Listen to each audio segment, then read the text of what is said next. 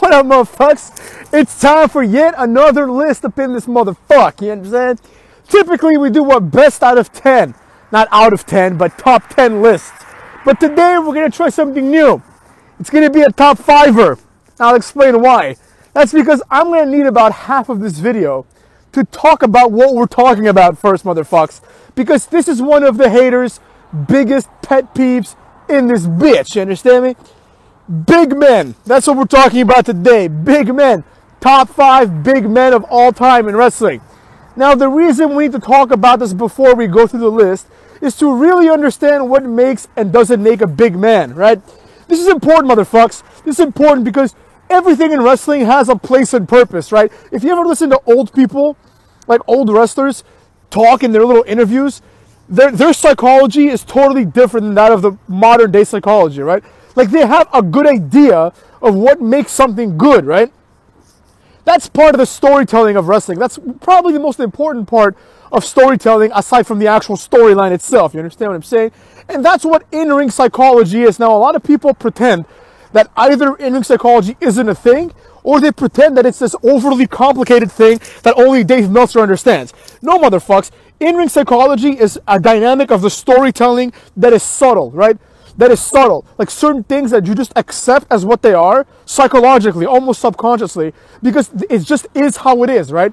So certain things that don't make sense now start making sense, right? So for example, why Rey Mysterio can wrestle 30 minutes against Randy Orton and not be murdered 15 times, right? All of a sudden that makes sense because of the psychology of the match, right? The psychology of the match. Rey Mysterio's matches have that lucha libre psychology, right? Where the little Rey Mysterio is going to fly around the ring. He's going to go between people's legs. He's going to do this goofy Tom and Jerry shit, right? The reason why Rey Mysterio survives against Randy Orton is the same reason why Jerry survives against Tom and Tom and Jerry, right? It's the same philosophy. He hides in holes. He outsmarts him. He outmaneuvers him, right? In reality, of course, we know that that's not how it works. In reality, someone like Randy Orton grabs someone like Rey Mysterio by the throat, and that's the end of that. You know what I'm saying? But that's the psychology that people talk about, you know? And all these other anti-smarts, not think of anyone in specific, but I hear this a lot, you know? I hear a lot of people being like, in-ring psychology isn't a thing. Of course it's a thing, right? It's the thing that allows you to watch a Rey Mysterio-Randy Orton match and not expect only one outcome, which is Randy Orton punching him in the head and him dying, right? So this psychology is arguably never more important than it is with big man wrestlers, right? Because that's what a big man wrestler is. It's a person that embodies a specific type of psychology, right? It is not, motherfucks, just a big guy, right? So a lot of people say like, oh, the best big man of all time is Undertaker. I would argue, I think very convincingly, that Undertaker isn't even a big man wrestler, right? I'll explain why. There's a few wrestlers that are big dudes, but are not big man wrestlers. So one of them is Undertaker. Another one presently is Keith Lee, right? These guys don't wrestle like big men, right? They don't do the big man things, you know what I mean, that make the big man the big man. They wrestle like normal guys, but they're big, right? It's the same problem that you have with people like Daniel Bryan. It's these small guys who don't wrestle like small guys, right? Like Rey Mysterio is a small guy, but he wrestles like a small guy. So you can watch him, and the psychological element fills in the gaps. You know, the in-ring psychology of Rey Mysterio is going to have to start dodging Great Khali left and right, because if Great Khali catches him once, that's the end. And Rey Mysterio sells it that way.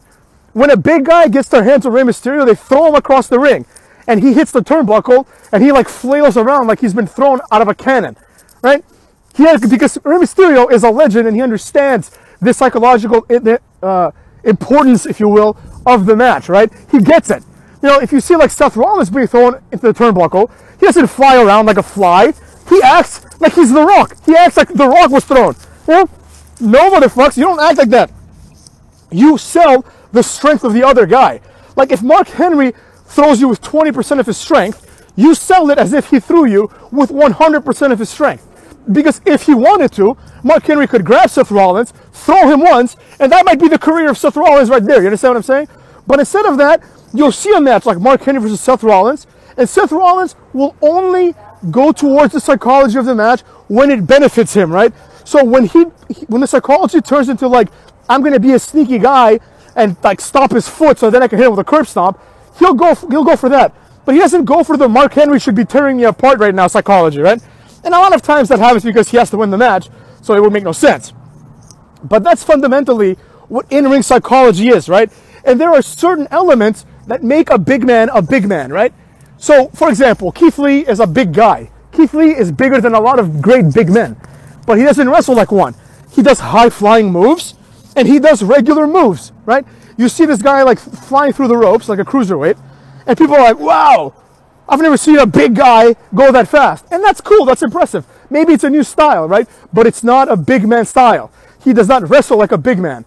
As a matter of fact, one of the only reasons why big men lose or should lose from a kayfabe psychology perspective is because they wrestle like big men, right? They emphasize their strengths and they emphasize their weaknesses. So, one characteristic of the big man wrestler, for example, is embodied very well by a big woman wrestler, Nia Jax, right? Perfect example. Nia Jax wrestles like a big man, right? She has the big man style, right? If Nia Jax does a leg drop and misses, she's going to sit down for 35 minutes until someone does 15 moves on her, right? Nia Jax will unconventionally just run towards the turnbuckle and hit it like a bumbling idiot, right? These are the things that big men do. And the reason why they do this is so the other guy has a chance, right? When someone like the Big Show wrestles, the implications are this. Big Show would kill everyone on this roster because we all know that's true, except for maybe Brock Lesnar. Big Show would kill everyone else in the history of wrestling. It would be no problem. Big Show, maybe like Great Khali, you could argue like Kane, Lesnar, Jack Swagger, a few of these guys. But the rest of them would have absolutely no chance. All right, maybe Lashley, you know what I mean? These guys, like that kind of guy would have a chance. But like obviously Seth Rollins versus Big Show, like Big Show would just end his life in 10 seconds if he wanted to, right? So how can Seth Rollins beat the Big Show? He can beat the Big Show by doing little guy things to the bumbling idiot big man wrestler, right? That's why it works. That's why we're curious to see The Rock versus Big Show back in the day, right? Even though you look at them, like I remember my grandma looking at them being like, what? This is ridiculous. Like this big guy could kill the little guy being The Rock, motherfuckers, could kill the little guy in about 10 seconds, right? And I'm like, yeah, no shit. You know, but you believe it. Because during the match, instead of wrestling like it's a fight, Big Show will run head first into the turnbuckle. Big Show will trip on the ropes. You know what I'm saying? He'll do bumbling idiot big man stuff, right? If Big Show goes for an elbow drop, like a standing elbow drop and misses, he'll sell it for 45 seconds, allowing The Rock to get a chair and hit him in the head or something, you know? That's what a big man wrestler is. And in my opinion, wrestlers like Keith Lee and even Undertaker, I hate to say it, kind of ruin the big man mystique when they don't wrestle like big men, right? Undertaker, it can be more excusable just because Undertaker has often fought bigger guys than him or people that are commensurate to his size, right? So it's like, you know, he's bigger than JBL, but it wouldn't be inconceivable for JBL to beat him up, right? Like they're of the same size, right? He fights Big Show, he fights Kane, people that are clearly bigger and stronger than he is. But nonetheless, he's a big guy, right? But he doesn't wrestle like one. Undertaker wrestles intelligently. Like Undertaker goes, twists the guy's arm, climbs up, walks the rope, and hits like a flashy move, right? Keith Lee is out there doing like backflips. You know what I mean? They don't wrestle like they're supposed to wrestle, right? That's what was initially so appealing about Kevin Owens to a lot of people, right? It's like this fat guy who doesn't wrestle like a fat guy, right? He's not out there wrestling like the way that, I don't know, name a classic fat guy in wrestling, right? He's not wrestling like those guys, you know? He's not out there bumping into turnbuckles and tripping on ropes. He's wrestling like a real wrestler. And for this reason, all the mainstream stars, right, even people like Undertaker have never become really a mainstream star. All the real mainstream stars have been of the same kind of build, right? They've been that like 6'1" to 6'4" build, 260 pounds approximately. If you think about it, like Triple H, The Rock, Stone Cold, Cena, all these guys, except for Hogan, right, who's obviously on another level. So that's what I'm saying, right? And now that I'm saying this, it makes me realize even more how important it is to respect the big man, right? Like some of the greatest moments in wrestling history, in my opinion, involve a big man wrestler doing big man wrestler things, right? And I will get to it once we start our list up in this bitch, motherfucks. So, in summation, a big man must wrestle like a big man. Being a large guy does not qualify you for the haters' top 5 big men list. So you're not going to see shit like Keith Lee in here, all right? You're not going to see Undertaker in here. You're not going to see these jabrones, right, that kind of ruin. I mean, again, I like Keith Lee to an extent, and I love Undertaker, but I have to call it like it is, right? They ruined the big man mantra, right? And it's not really their fault. It's more the fault of like JBL and Michael Cole, who are like, he's the best big man Maggle. You know what I mean? Like, no, he's not. He's not even a big man. Like, you know that. Like, JBL is a big guy who also doesn't wrestle like a big man, right? JBL's out there like countering moves, doing neck breakers. Big men don't do that. Big men wrestle like Viscera. Like, Viscera is a perfect big man, right? Like, you know, obviously, that Viscera can beat up like The Rock, right? In real life. Like, let's be real, back in the day. Of course you know that. You know what I'm saying? You know Viscera can definitely beat the shit out of, like, I don't know, like Crash Holly, right? He can beat up most of the guys there. I mean, he was pretty athletic for his size, let's be honest, right? But when he wrestles someone, let's say he wrestles D'Lo Brown, right? He does the big man stuff. He's running into the turnbuckles, he's tripping, right? And also one other element of being a big man wrestler, right? Is if you're a big man wrestler, somehow the psychology of being the big man wrestler means that it is easier to put you down for a 3 count, right? Big men don't kick out at 2.5. You know what I'm saying? Like, Undertaker kicks out at 2.5. Keith Lee kicks out at 2.5. Great Khali takes a disaster kick from Cucky Rhodes, right? Which is a move that doesn't even put down Sin Cara, right? And he goes down for the 3 count. Because the point of the big man, right? The puzzle of the big man is, how are you going to knock them down? Once you knock them down, you may as well have won the match, basically, right? You see what I'm saying, motherfucks? Can you see Keith Lee losing to Cucky Rhodes after a disaster kick? No. Cucky Rhodes is going to have to do like a Cucky cutter or like a moonsault or do some other shit to beat someone like Keith Lee, right? Keith Lee is going to be presented as more resilient because he's not a big man wrestler, right? Because the implications are that someone like Keith Lee can be beaten, right, reasonably. So I don't have to explain to you, right, through the medium of professional wrestling, how to take down this guy. I don't have to justify, like, I don't know, let's see, Matt Hardy beating Viscera, right? I don't have to justify that, right? Because there is a psychology that justifies it for me, right? You see the bumbling Viscera, he'll just bump his head really hard into the turnbuckle, he'll trip, here's a favorite of mine, he'll hit the turnbuckle post on the outside. You know that stupid spot where the big guy grabs the small guy in the shoulder and the small guy wriggles out last second and pushes him into the thing, right? That's like traditionally a big guy spot. Now they do it with, you know, people like Brock Lesnar and Seth Rollins, just because like the difference there is like a big guy and a small guy. So Brock Lesnar has to kind of do that big guy style a bit more. But you see what I'm saying, right? That's the way the storyline is explained, right? It's like Matt Hardy cannot beat Viscera, but he can if he bashes his head into steel, because Viscera is so stupid that he doesn't know any better, right? Or Viscera runs, right? And Matt Hardy dodges at the last second and Viscera just tackles the steel steps, you know? These are classic big guy movements, right? And moments, I should say, right? But movements as well, right? These are all movements at the end of the day, you know?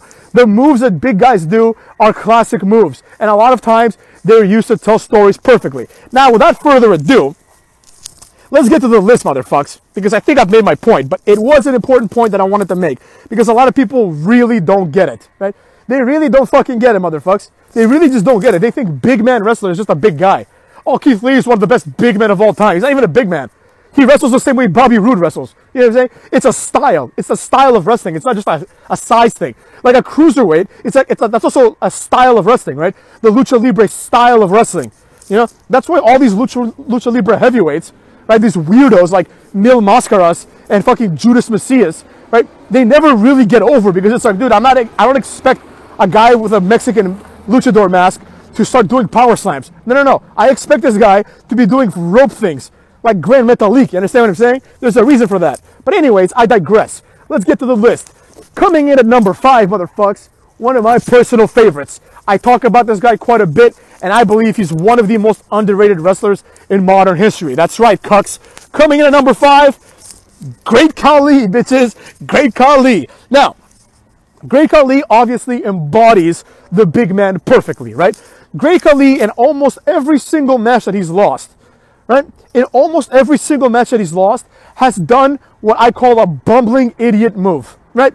He'll either like allow someone to kick him in his knee after he tweaks it, or he'll run into something, you know, or he'll get his head bashed into something, right? That kind of shit is always going to happen in a Great Khali match. If he wins the match, he won't do that. That's how simple of a character the Great Khali is. It's very simple. If he doesn't do any Tom and Jerry shit, he will win. When he does Tom and Jerry shit, he will lose, just like Tom, right? Perfect big man, right? The fact that he is a very large guy, probably the biggest wrestler they've ever had in WWE in terms of height, right? And honestly, like the most intimidating wrestler in terms of appearance and size, right?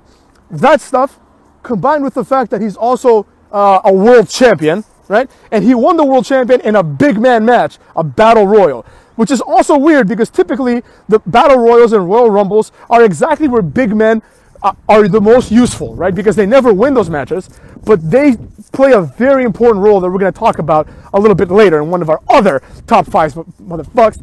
But Great Khali is awesome. Great Khali really understands wrestling. This is why people like need to really put some respect on the name of Great Khali, because he gets it, motherfucks. He gets it more than Nakamura gets it. He gets it more than Dave Meltzer gets it. Wrestling is not about having two guys be as even as possible. Wrestling is about telling a story, right?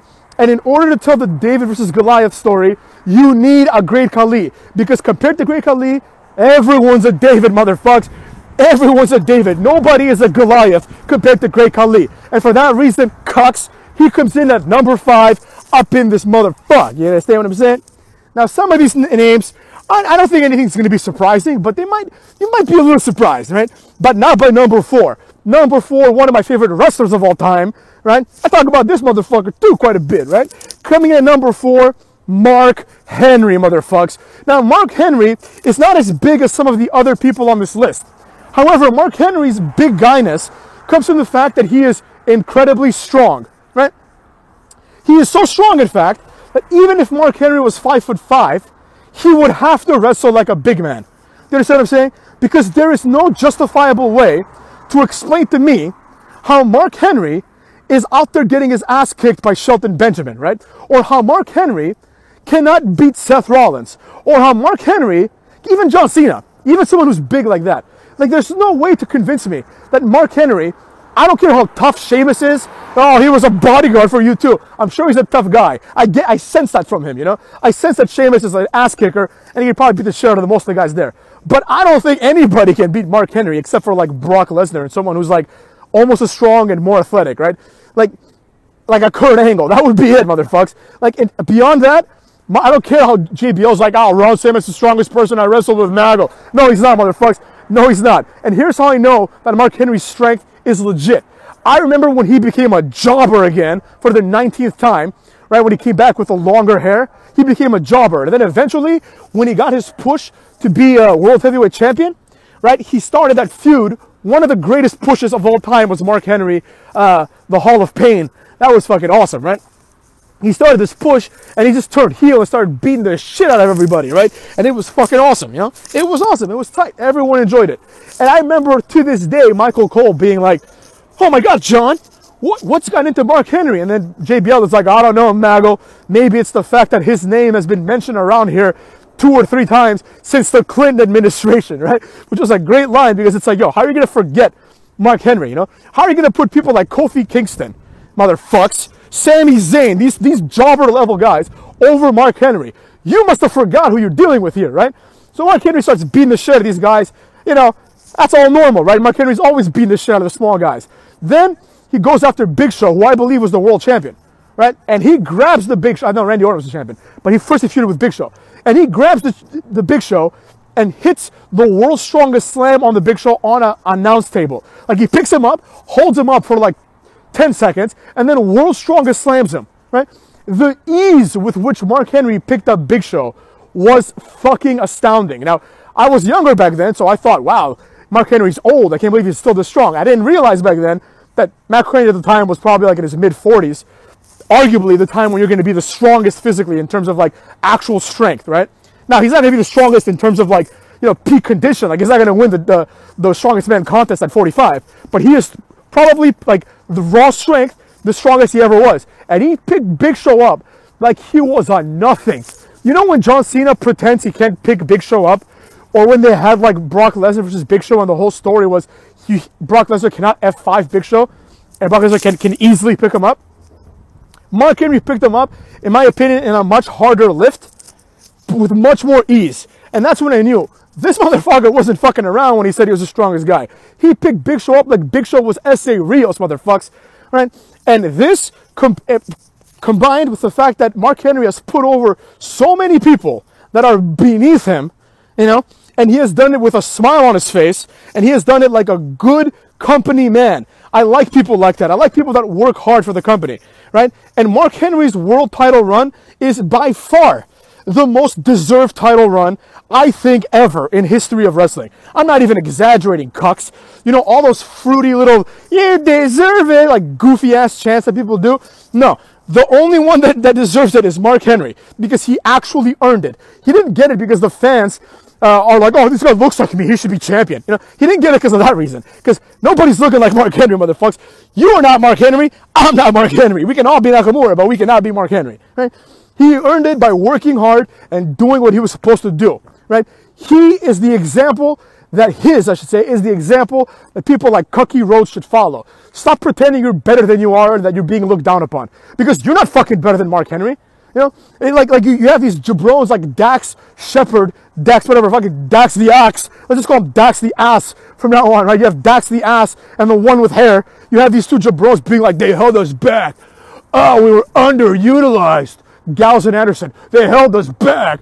We were underutilized. Now they know in their heart of hearts that the four of them combined are not better wrestlers than Mark Henry. Four of those jobbers are not better than one Mark Henry. And as a matter of fact, I think it'd be hard to say that four of those guys could beat up Mark Henry at the same time, right? But Mark Henry didn't go around saying they didn't utilize me. And he actually wasn't utilized. He waited, then he got his title, motherfucks. So deal with it. Mark Henry, number 4. If it weren't for the fact that the other 3 guys are people that I respect a bit more as big men, Mark Henry should be higher on this list. Mark Henry is probably someone that I like more than everyone in this list, but nonetheless, we are where we are. Number 3, Kane, motherfucks. Kane. That's right, Kane.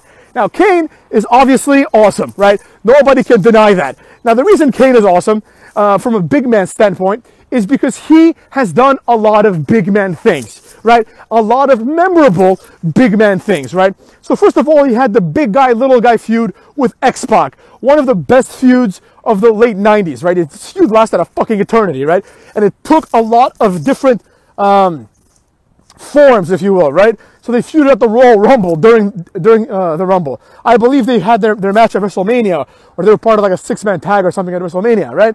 They feuded for a long time, but it all started with them being partners, right? And it all started with Kane being like this big guy who's supposed to be a little retarded, right? And gets his ass beat and betrayed by everyone left and right, motherfucks. You know, sometimes it's a heel, sometimes it's a face, but it fits into that character, right? And it creates pity for him, even if he's a heel. You know, you feel bad for the guy who's being betrayed, especially if he's presented as a guy who's like pretty much retarded, right? He's like this big idiot, another big guy trope, the big guy who's not very smart, right? So he gets his ass beat by everybody, betrayed left and right. They throw fire on him, they whoop his ass, right? And then one of the greatest moments, it's like when they do the double turn at WrestleMania 15. Anyone that doesn't know, watch WrestleMania 15, one of the best double turns of all time, right? Where they had fucking, what's it called? X-Pac versus Shane McMahon. And X-Pac is the face, Shane is the heel. China and Triple H just turned face, right? I mean, China, I guess, was always, no, China just turned face. Triple H was always kind of a face. China turns face, right? And then she and Triple H turned heel and betray X-Pac right after joining DX, right? And then later that night, or the next night on Raw, right? The bad guys, the corporation, right? Is beating the shit out of everybody. Like Stone Cold, X-Pac, all the good guys. And there weren't that many good guys left. It was like X-Pac and Stone Cold, right? And Kane was always with them, right? He was with China, you know? But not anymore, motherfucks. And then like they're getting their ass beat and the lights go off and you hear like JR, oh my God, King, oh my God. And then you hear the fires and Kane comes out and just beats the shit out of everyone like he should. It was a legit moment. Kane's face turn was a legit moment. And it was a legitimate big guy moment. That's just one of them. Kane has had a lot of big guy moments. And he has allowed himself to be pinned by a lot of little guys, right? In his role as a big guy. And he has put over a lot of people. Kane, for a long time, was the gatekeeper, the guy that you had to beat to kind of go from that upper mid-carder to the main event type of guy. You know what I mean? So, for example, how many times have you seen this match end this way? Kane versus RVD. Kane whips RVD into the corner, and then he runs towards the corner to do like a body splash clothesline type of thing. RVD gets out of the way last second. Kane runs full steam into the turnbuckle like a big guy retard, right? And then he stumbles back a little bit, and this allows RVD to hit like a springboard kick, right? Remember that springboard, like, karate kick he would do? And then that sets up for the 5-star frog splash, and RVD wins. That's basically every RVD and Kane match. You understand what I'm saying? So Kane has been doing this for a lot of people, right? His usability in big-time matches where a big guy is needed is almost second to none. There's only one guy who does it better, and he's on this list too, motherfuckers. But Kane is always the guy that they would use for these big-time storyline moments, right? Where it's like someone needs to overcome something. Someone needs to overcome Kane, right? Or they're going to almost overcome Kane, and they're not going to be able to, right? So, for example, Shane McMahon versus Kane ambulance match, right? Like, if it was Shane versus, I don't know, Rhino, right, then people would believable. It'd be like, all right, like, of course Rhino would beat his ass, but it's believable. It's within the realms of believability, you know? But when it's Kane, you're like, oh, shit, he's got no chance. So if he does it, it's amazing, right? It is what it was. It's cool. Kane kicks ass. Number 2, motherfuckers. This was going to surprise many people. I don't think anybody would expect this motherfucker to show up in this list. All right. Coming in number 2, we have, that's right, motherfuckers, TNA original, Abyss. That's right. I didn't stutter, bitches. Abyss comes in at number 2. Abyss is one of the greatest big men of all time.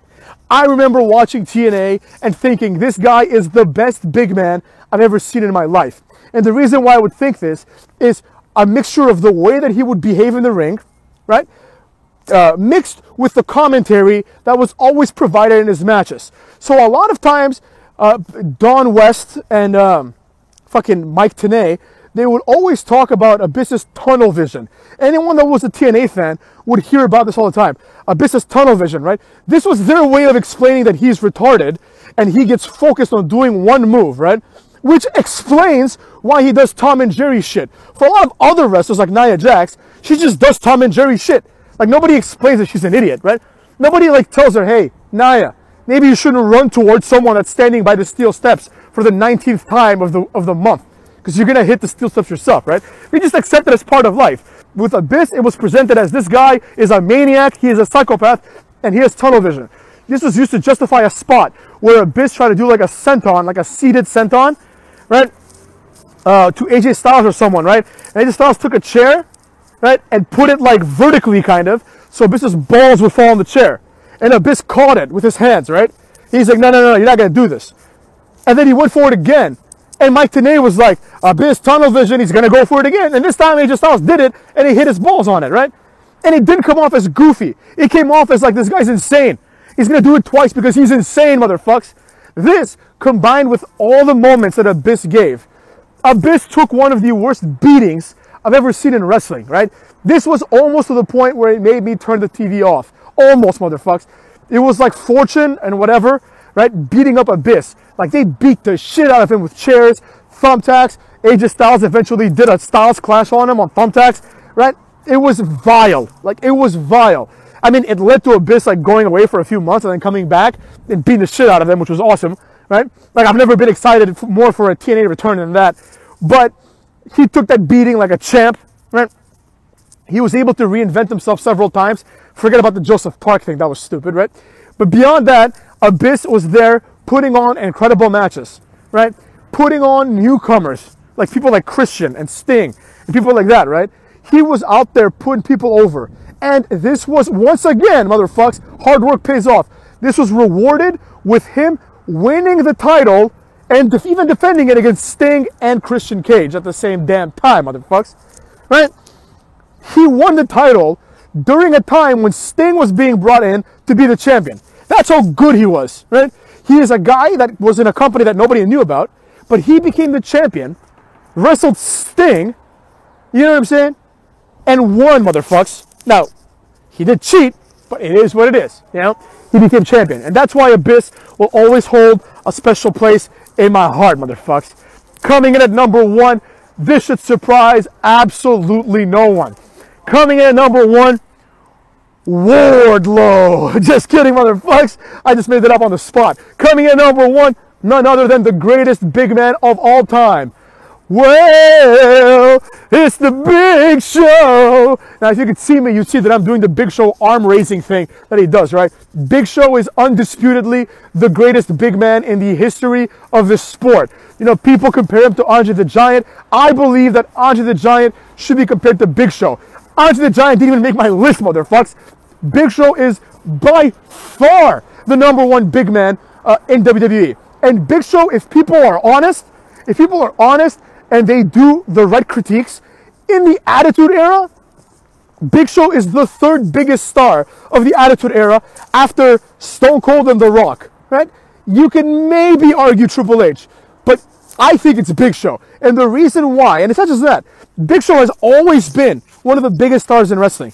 And, pardon me, motherfucks, if you look at the stars that came from the Attitude Era, Big Show is undisputedly the number one star, right? Kurt Angle went to TNA, Stone Cold and The Rock left, right?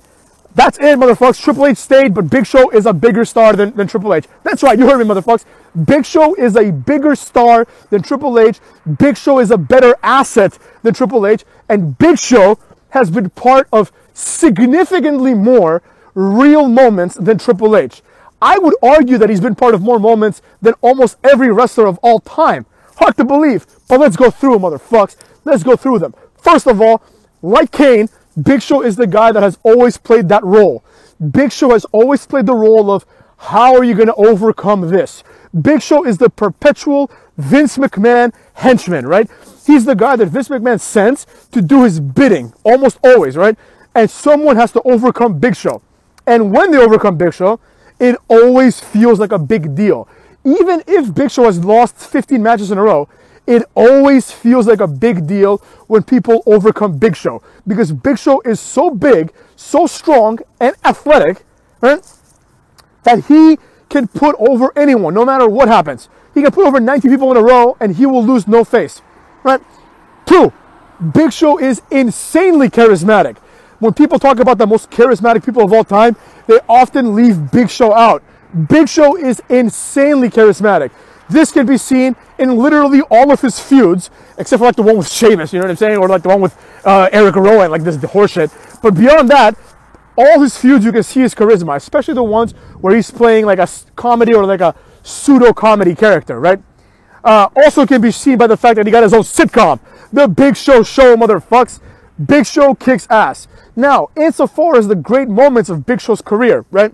First of all, my favorite Royal Rumble of all time, probably, my first Royal Rumble 2000, motherfucks.